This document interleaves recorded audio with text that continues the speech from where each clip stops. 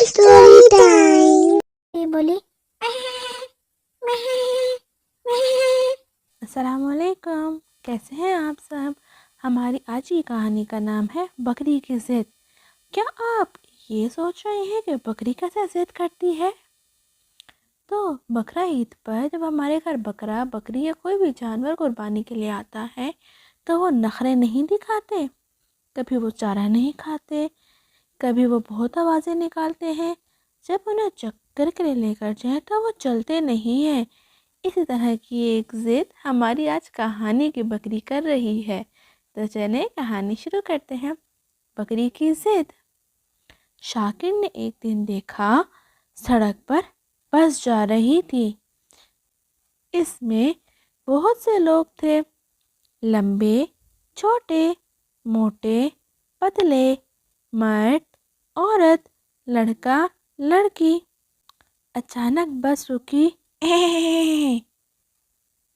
بس رکی تو سب کو جھٹکا لگا۔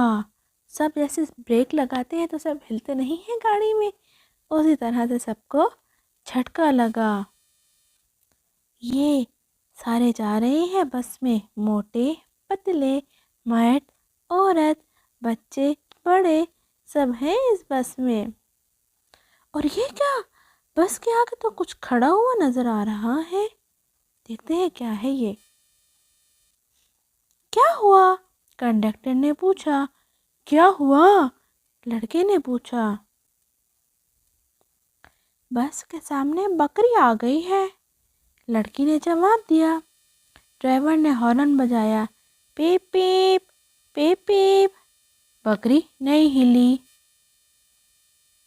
کنڈکٹر بولا، ہش ہش ہش۔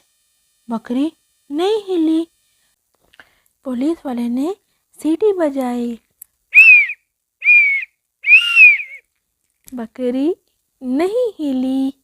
یہ بکری کیوں نہیں ہل رہی؟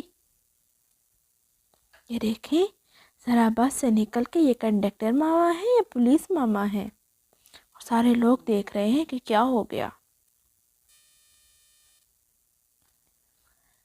پھر شاکر آیا۔ شاکر نے کیا کیا؟ شاکر نے بکری کو پیار سے سہلایا۔ سہلایا مینز اس کو پیار کیا، اس نے آرام آرام سے بکری کو پیار کیا۔ شاکر نے بکری کو پیار سے سہلایا۔ بکری بولی، مہ مہ مہ۔ بکری ہٹ گئی۔ پھر کیا ہوا؟ بس چل پڑی۔ کیا آپ کو بکری پسند ہے؟ مجھے تو بکری بہت اچھی لگتی ہے، اور بکری کو گود میں اٹھانا بھی بہت اچھا لگتا ہے۔ ہمیں آپ کے کامنٹس کا انتظار رہے گا۔ Like, share and subscribe. Bye bye.